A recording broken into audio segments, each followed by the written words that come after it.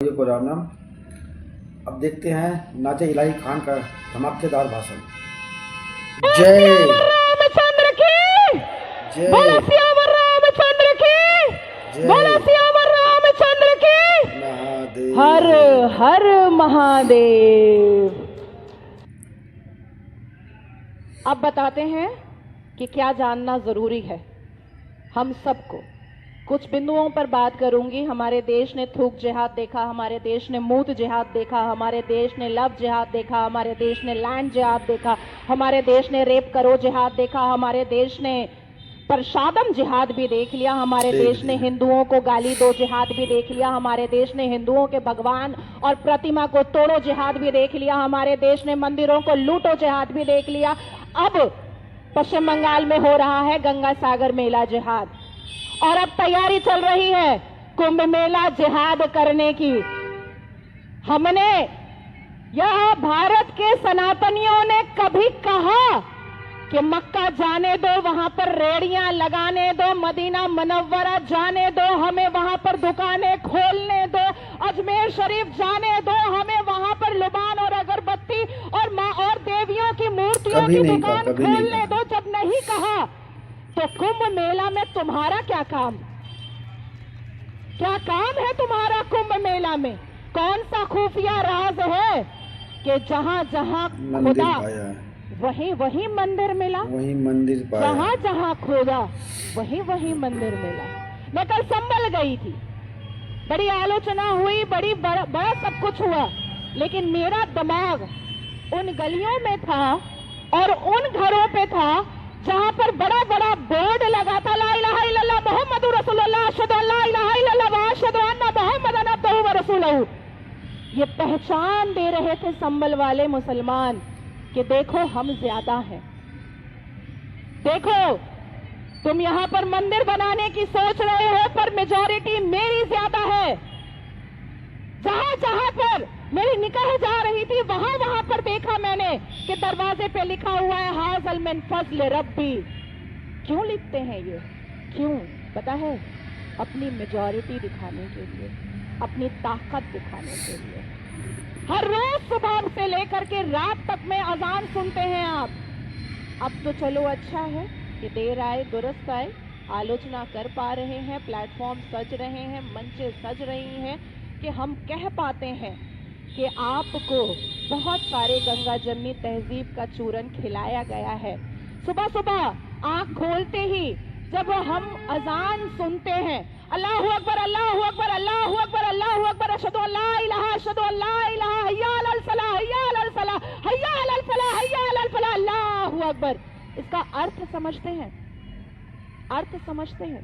इसका अर्थ है आपका भगवान हो ही नहीं सकता है, अल्लाह सबसे बड़ा है, वही पाक और बेऐब है, उसके अलावा कोई माबूद ही नहीं है।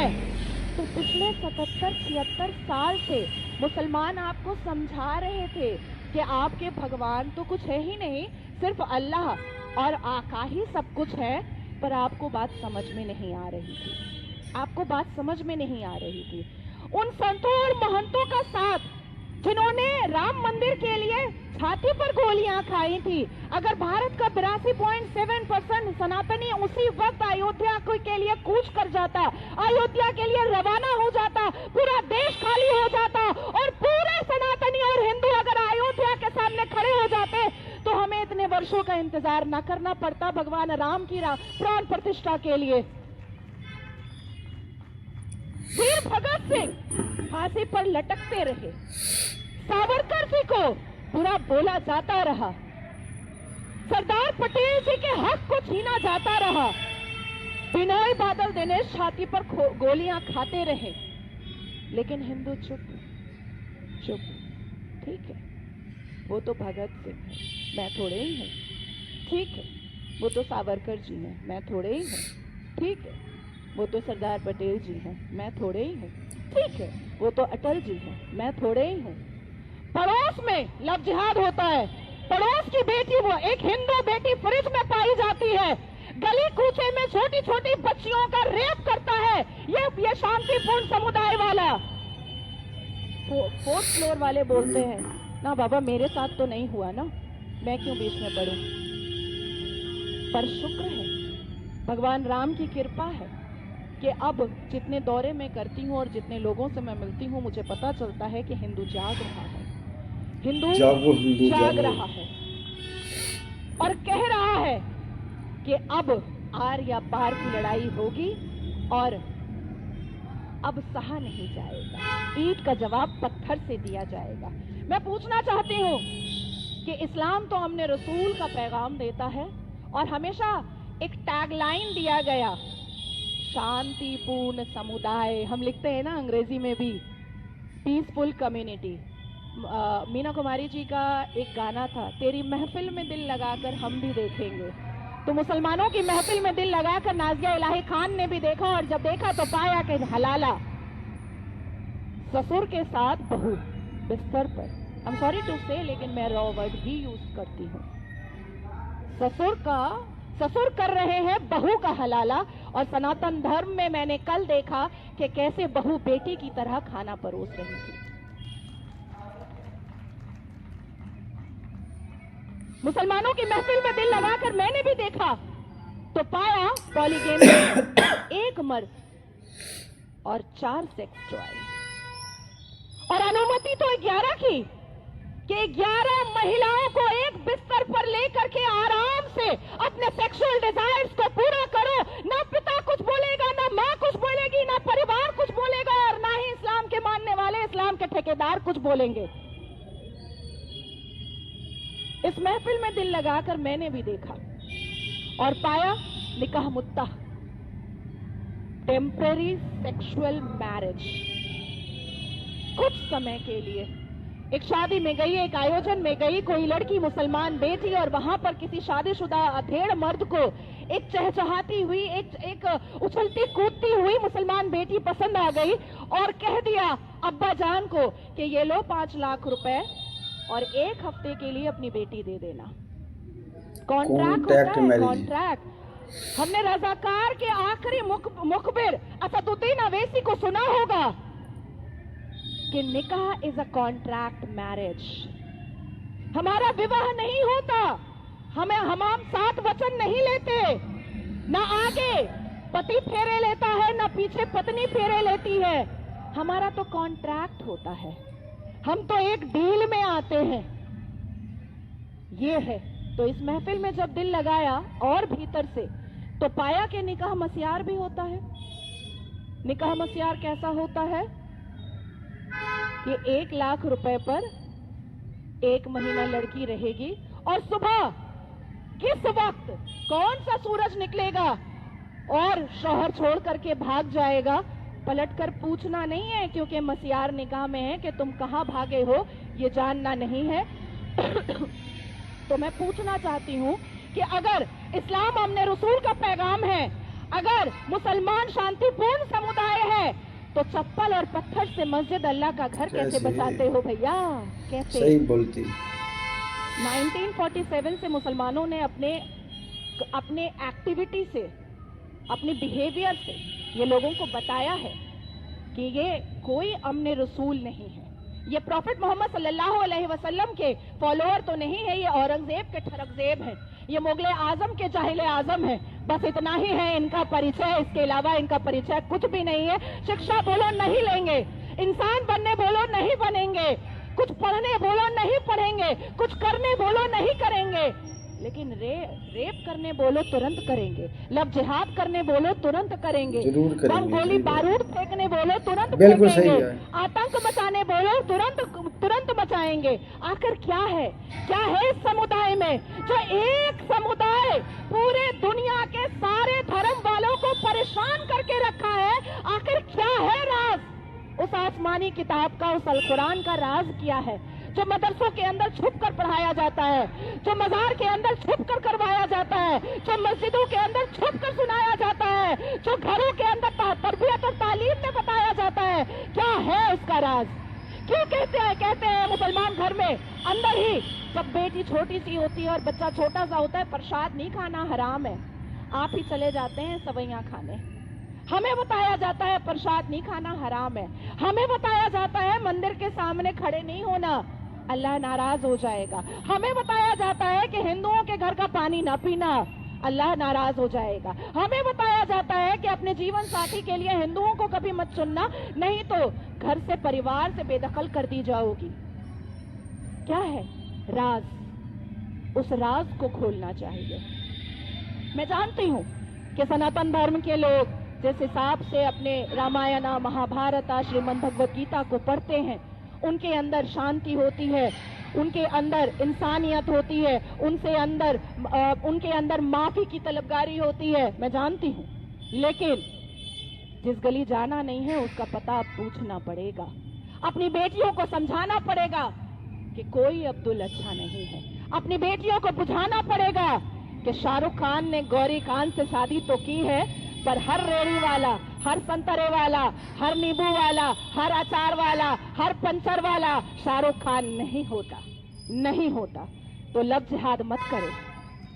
बताना पड़ेगा, अल कुरान की आयतों को खोलकर बताना पड़ेगा कि तुम्हें बहलाना बेटी, तुम्हें फुसलाना बेटी, तुम्हें बहकाना बेटी, ये उनका इस्लाम है। वो अपने कर्तव्यों का पालन कर रहे हैं, क्योंकि एक हिंदू अगर इस्लाम में आ जाता है तो मुसलमान पुरुषों के लिए जन्नत में 72 वर्जिन हूरें फिक्स हो जाती हैं, जो 135 फुट की होती हैं, और ये 5 फुट 9 इंच और 6 इंच वाले टिंगू टिंगू सीढ़ी लेकर जाएंगे उसके साथ अय्याशी करने के लिए। सोचिए, आपको क्या लगता है कि बुरहान वानी आतंकवादी क्यों बना? आपको क्या लगता है कि अजमल कसब अपनी ही छाती पे बम लगा करके गोलियां क्यों दागने लगा काफिरों को? आपको क्या लगा कि याकूब मेमन ने 93 का सीरियल बॉम्ब ब्लास्ट क्यों किया? आपको क्या लगा कि यासीन मलिक ने कश्मीरी पंडितों का नरसंहार क्यों किया? 72 वर्जिन हूरों के लिए किया, 72 वर्जिन हूरों के लालच में किया। इस्लाम दुपट्टे से शुरू होता है, इस्लाम ब्लाउज पर खत्म होता है, इस्लाम बिंदी से शुरू होता है, इस्लाम बिस्तर पर खत्म हो जाता है। यही है इस्लाम की परिभाषा, यही है इस्लाम। अब लोग कहेंगे कि नाजिया इसका प्रूफ, चलें देते हैं प्रूफ। हमारे मुसलमान भारत के मजार परस्ती बहुत करते हैं, और रजाकार फौज का आखिरी सिपा सालार और पाकिस्तानी मुखबिर असदुद्दीन अवैसी को ऐसा लगता है कि अजमेर शरीफ पर हथौड़ा नहीं मारना चाहिए। उसको ऐसा लगता है कि भारत में जितने भी मजार हैं उस पर हथौड़ा अगर मारा गया और उसको तोड़ा गया, और वहां पर अगर कोई विद्यालय बनाए गए या वहां पर कोई स्कूल बनाया गया, तो ये तो इस्लाम के खिलाफ हो जाएगा। पर वो आपको गुमराह करता है, वो संसद के पटल को गुमराह करता है, वो लोकसभा को गुमराह करता है, वो यहाँ की सरकार को गुमराह करता है, क्योंकि आपने ठाना था कि जिस गली जाना नहीं है उसका पता पूछ कर क्या फायदा। क्योंकि अल कुरान कहता है कि जो भी मुसलमान मजार परस्ती करते हैं वो जन्नत कभी नहीं जा सकते। मजार परस्ती is a complete unpardonable sin.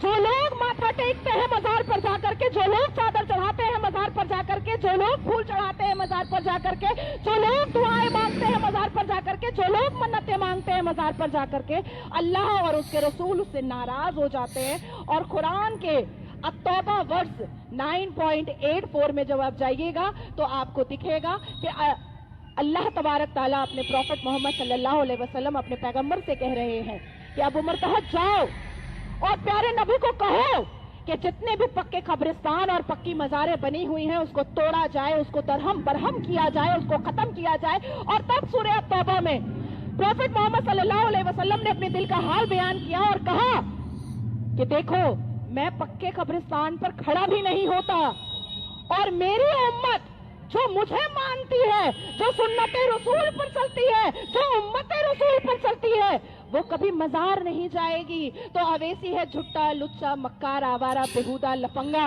वो गुमराह करता है और कहता है मजारों पे हथौड़ा चलाओगे तो इस्लाम खतरे में आ जाएगा। अरे नाजिया इलाही खान मजारों पे हथौड़ा चला करके प्यारे नबी को खुश करेगी, क्योंकि प्यारे नबी ने कहा था कि मजार परस्ती गुनाह है, अल्लाह तबारक ताला ने कहा था कि मजार परस्ती गुनाह है, और अल्लाह तबारक ताला के फरिश्तों ने कहा था कि मजार परस्ती गुनाह है। अवैसी की बातों में कभी भी मुसलमानों को भी नहीं आना चाहिए। बादशाहियत वो हटाना नहीं चाहता। अब आते हैं, हिंदुओं को हमेशा कहा जाता है कि ये तो बुत परस्त है, बहुत सारी आयतें बताऊंगी, बहुत पेशेंस से सुनना पड़ेगा। हिंदू तो बुत परस्त है, हाँ हाँ बिल्कुल है। हमारी जुबान में करते हैं, अगर पूजा करते हैं, बिल्कुल करते हैं। हम श्री राम की पूजा करते हैं, जुबान में पूछा जाए माता की पूजा आप करते हैं, लोग हम तो भोले सब की पूजा बिगन हैं। करते हैं, बिल्कुल करते हैं। पर भाग्यशाली हूं मैं कि लाखों के भीड़ में सुरक्षित हूं, और अपनी एक बेटी को किसी एक मुसलमान के हवाले कीजिए, सुरक्षित तो नहीं आएगी, बिल्कुल सुरक्षित नहीं आएगी। कहा जाता है कि हिंदू बुत परस्त हैं, वो बुत की परस्ती करते हैं। मिट्टी का बना हुआ एक बुत होता है जिसको अपना भगवान मान लेते हैं। तो मैं पूछना चाहती हूं और मैं बताना चाहती हूं कि भाई हम भी तो बुत परस्त हैं। हर मुसलमान बुत परस्त है, हर मुसलमान बुत के सामने सजदा कर चुका है, और ये दुनिया बनने से पहले ही सजदा हो चुका है। अलिफ लाम मीम जो अल कुरान का पहला चैप्टर है, पहला पारा है, उसके वर्ष 34, 35, 36, 37 में जाइएगा, जहां पर आदम अलैहिस्सलाम, जिसको हम अंग्रेजी में एडम और ईव कहते हैं, आदम अलैहिस्सलाम को मिट्टी का बना करके अल्लाह तबारक ताला ने जन्नत में फरिश्तों को कहा कि आओ, और जन्नत में बैठे हुए सारे फरिश्ते इस मिट्टी के पुतले पर सजदा करो, और तब अल्लाह तबारक ताला ने उस मिट्टी के पुतले को में रूह डाली। तो प्राण प्रतिष्ठा तो होता है और अल्लाह रूह डालता है। भाषा मतलब गुड मॉर्निंग बोल दिया तो बहुत बुरा हो गया, गुड नाइट बोल दिया तो बहुत बुरा हो गया, और अगर ये कह दिया शब्बा खैर तो बहुत अच्छा हो गया। ऐसे कैसे चलेगा जी? ऐसे कैसे चलेगा? फैक्ट, बिल्कुल सही का सामना। उसके बाद फिर मैं आपको बताना चाहूंगी कि क्या है वो रीजन जिसकी वजह से सिर्फ एक मजहब वाले इस पूरी दुनिया को परेशान बर्बाद करने पर तुले हुए हैं। क्या है वो रीजन? वो रीजन है अल कुरान की वो 26 आयतें, वो 26 आयतें जिस पर 1986 में किसी एक हिंदू ने ये कोशिश की थी सर्वोच्च न्यायपालिका और Calcutta the honourable Calcutta high court में पीआईएल करने की, पब्लिक इंटरेस्ट लिटिगेशन करने की, 26 आयतों पर कन्फ्रंटेशन होना चाहिए, डिस्कशन होना चाहिए, आलोचना होनी चाहिए, और दुनिया को बताना चाहिए कि क्या है ये 26 आयतें, और क्यों ये 26 आयतें सिर्फ मुसलमान को और सुन्नी मुसलमान को ही बेहतरीन बताती है और सारे धर्म वालों को गालियां परोसती है। क्या है वो 26 आयतें? मैं फरवरी में इस पर पीआईएल करने जा रही हूँ। इन 26 आयतों को मैं खोलने जा रही हूँ। मैं जानती हूँ कि मेरे ऊपर फिर से एसिड अटैक होगा, मैं जानती हूँ कि मेरे बेटे को फिर से गाली मिलेगी, मैं जानती हूँ कि मेरी माँ को फिर से गाली परोसा जाएगा, मैं जानती हूँ कि मेरे अब्बा पर फिर से पत्थर मारे जाएंगे, मैं जानती हूँ कि फिर से मेरी साड़ी खोलने की कोशिश की जाएगी, मैं जानती हूँ कि फिर से मुझे मृत्युओं का सामना करना पड़ेगा, लेकिन आप सबका आशीर्वाद, आप सबका साथ रहेगा तो ये 26 आयतों का रहस्य मैं जरूर खोलूंगी। क्या है ये 26 आयतें और क्या कहती हैं ये 26 आयतें? सूरह नंबर 2 आयत number 191, slay the unbeliever wherever you find them. सूरह नंबर 3 आयत number 28, Muslim must not take the infidel as friend. काफिर कभी मुसलमानों के दोस्त नहीं बन सकते हैं।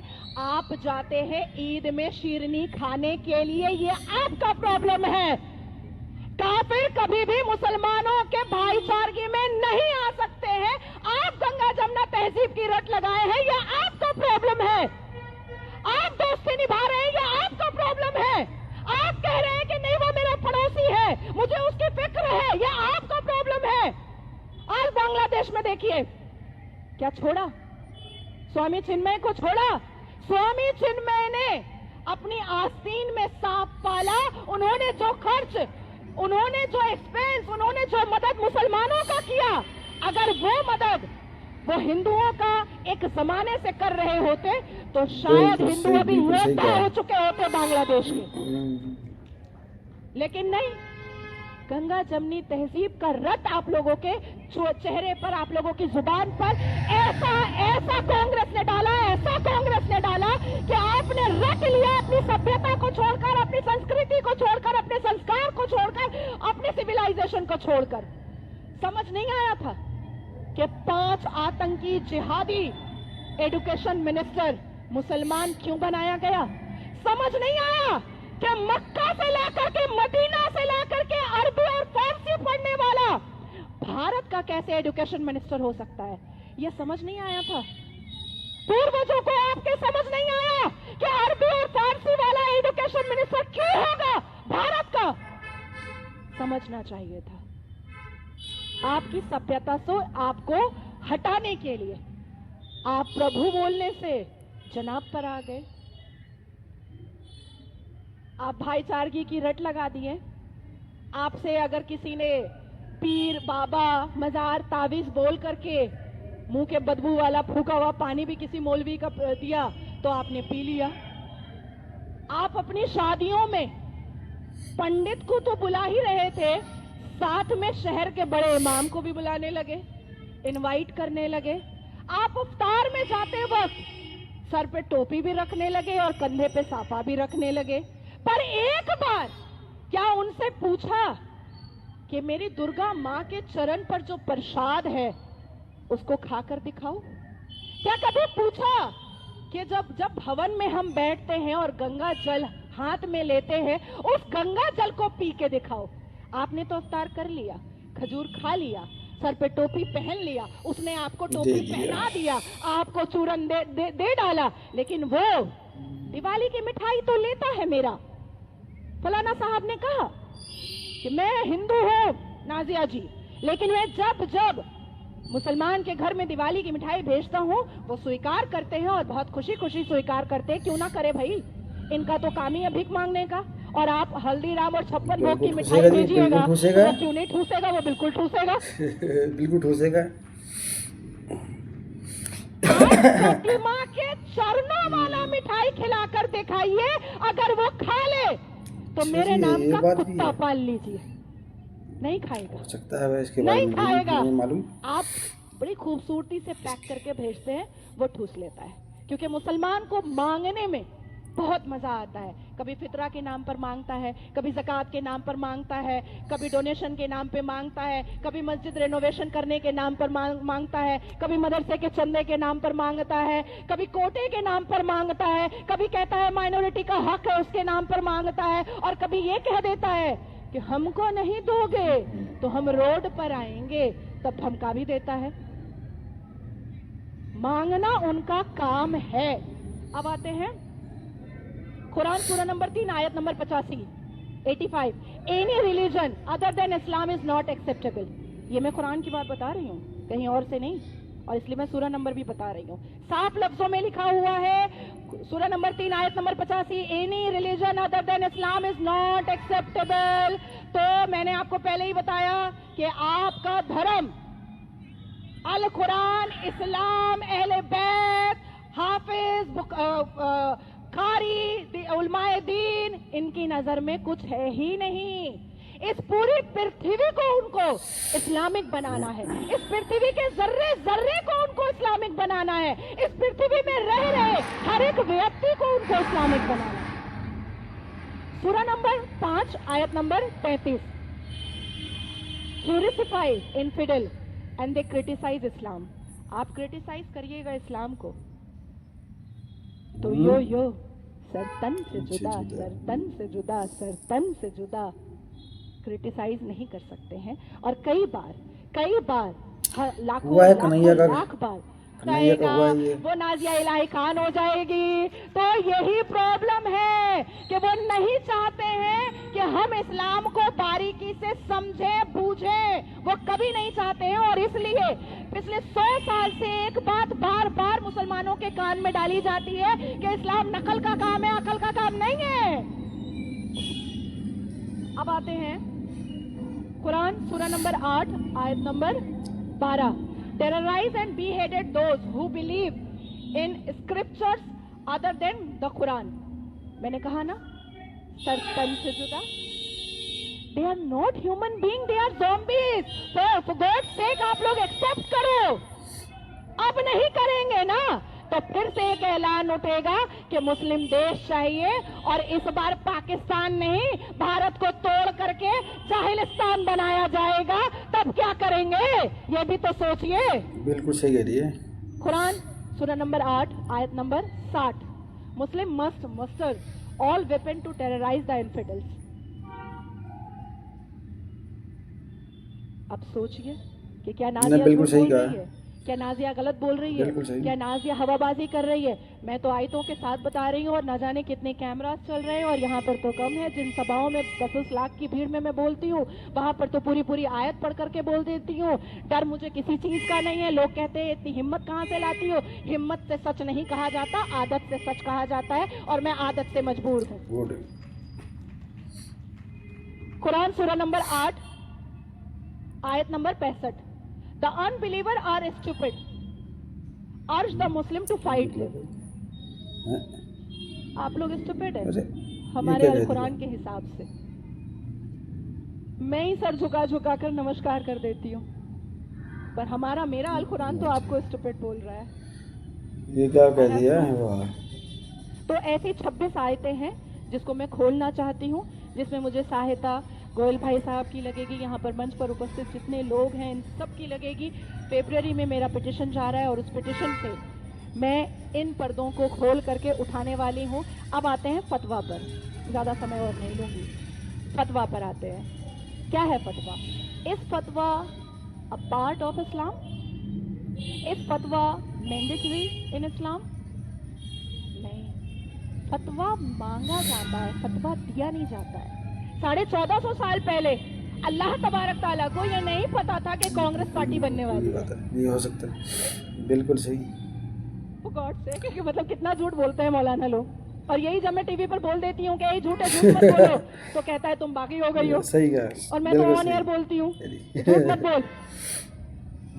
क्या 1450 साल पहले अल्लाह तबारक ताला को यह बात पता था कि इंडिया अलायंस बनने वाला है? बिल्कुल नहीं पता था। नहीं पता था भाई, नहीं पता था।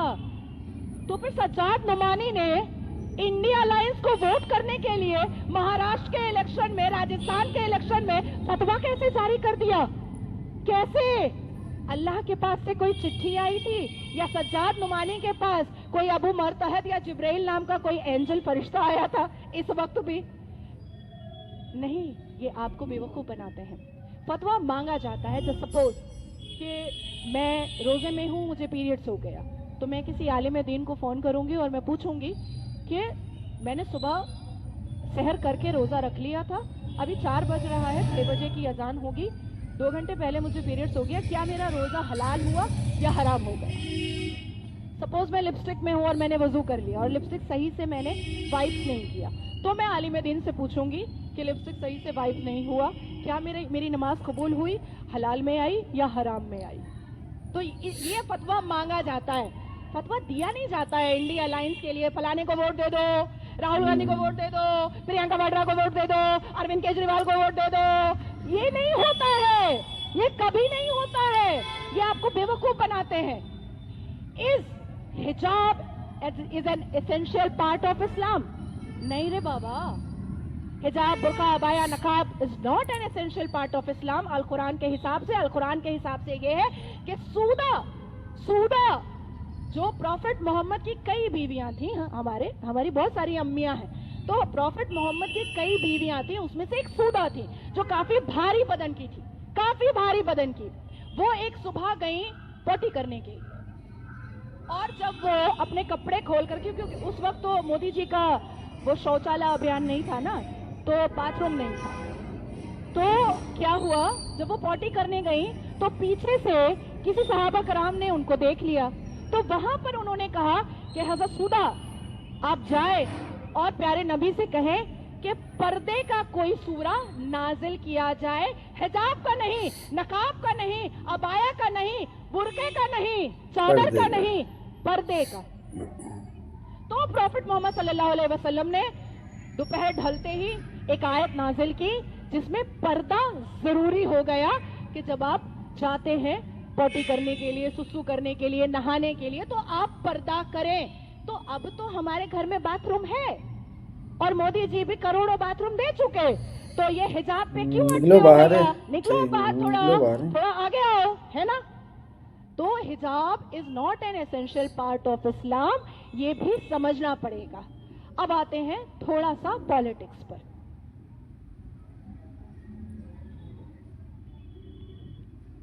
संकल्प लेना पड़ेगा हिंदुओं को कि वाकई में कटेंगे नहीं, बटेंगे नहीं तो कटेंगे नहीं, नेक रहेंगे। एक रहेंगे तो नेक भी रहेंगे और सुरक्षित भी रहेंगे।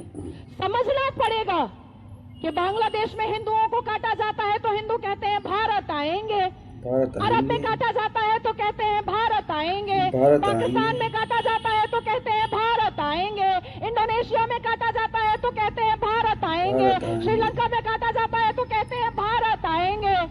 और भारत में काटे जाओगे तो कहाँ जाओगे?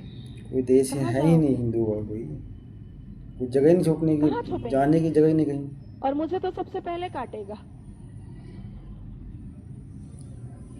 तो ये समझना पड़ेगा कि बटेंगे नहीं तो कटेंगे नहीं, बटेंगे नहीं तो बहु बेटियां लूटेगी नहीं, बटेंगे नहीं तो लूटा नहीं जाएगा। संकल्प लेना होगा आप लोगों को कि अपनी सभ्यता, अपनी संस्कृति के लिए सर्वप्रिय और सर्वप्रथम पार्टिसिपेशन करेंगे। संकल्प लेना होगा आप लोगों को कि किसी भी पॉलिटिकल चीजों में आकर के जाति पाति जात धर्म में नहीं रहना पड़ेगा। संकल्प लेना होगा कि हम हिंदू हैं, हम हिंदू ही रहेंगे, तन मन हिंदू, जीवन हिंदू, उठेंगे तो हिंदू, सोएंगे तो हिंदू, बात करेंगे तो हिंदू। ये संकल्प लेना होगा। मंदिरें हमारी हैं, हम नहीं लेंगे तो कौन लेगा? बार बार मैं कहती हूँ कि चप्पल और पत्थर से डरने का वक्त निकल चुका है। अब वक्त आया है कि ईंट का जवाब पत्थर से दिया जाएगा। अब एक वक्त आया है कि हम कहेंगे कि ये जो तलवार निकालो और सलवार पहनाओ, ये जो तलवार निकालो और सलवार उतारो का कार्यक्रम है, इसको हम under the barricade of constitution, under the barricade of law खत्म करके रहेंगे। उसके लिए हमें एक होना पड़ेगा, उसके लिए हमें नेक होना पड़ेगा, उसके लिए हमें एक जैसा सोचना पड़ेगा। आज हमारे सभ्यता में मैं देखती हूँ जितने भी सनातनी जवान लड़के हैं कलावा नहीं बांधते, फैशन खराब होता है। क्यों भाई, मैं फैशनेबल नहीं लग रही क्या? टीका नहीं लगाते, फैशनेबल नहीं लगेगा। धोती नहीं पहनते दिवाली में, उटंगा पैजामा और लंबा कुर्ता पहन लेते हैं, शर्म आनी चाहिए। आपकी सभ्यता धोती है, आप क्यों पहनते हैं उटंगा पैजामा और लंबा कुर्ता? भूल जाते हैं। महिलाएं सिंदूर नहीं लगाएंगे, शादी हो गई तो क्या हो गया? जिस दिन दोबारा शादी मैंने की ना, यहां से यहां तक सिंदूर लगाकर घूमूंगी और बड़ा वाला मंगलसूत्र पहनकर घूमूंगी, क्योंकि यही सभ्यता है भारत की। भारत का हर एक व्यक्ति हिंदू है और भारत का हर एक व्यक्ति को संवैधानिक होना पड़ेगा। और संविधान के पहले पन्ने पर भगवान राम के चित्र है, इसको भूलना नहीं होगा। हर दिल में, हर हृदय में भगवान राम बसने चाहिए। जो हनुमान जी की पूजा करता है वो गदा उठाना सीखो। जो भगवान राम को मानता है वो रावण को खत्म करना सीखो। जो कृष्ण की पूजा करता है वो अशोक चक्र भी उठाना सीखो, क्योंकि अब वक्त आया है कि ईंट का जवाब पत्थर से दिया जाएगा। कोई पॉलिटिकल पार्टी का भाड़े का टट्टू नहीं बनना है हमें सिर्फ अपने राष्ट्र के लिए, अपने देश के लिए, अपनी संस्कृति के लिए, अपनी सभ्यता के लिए, अपने संस्कार के लिए, अपने धर्म के लिए, अपने सनातन के लिए, अपने मंदिरों के लिए, अपने भगवान के लिए काम करना है।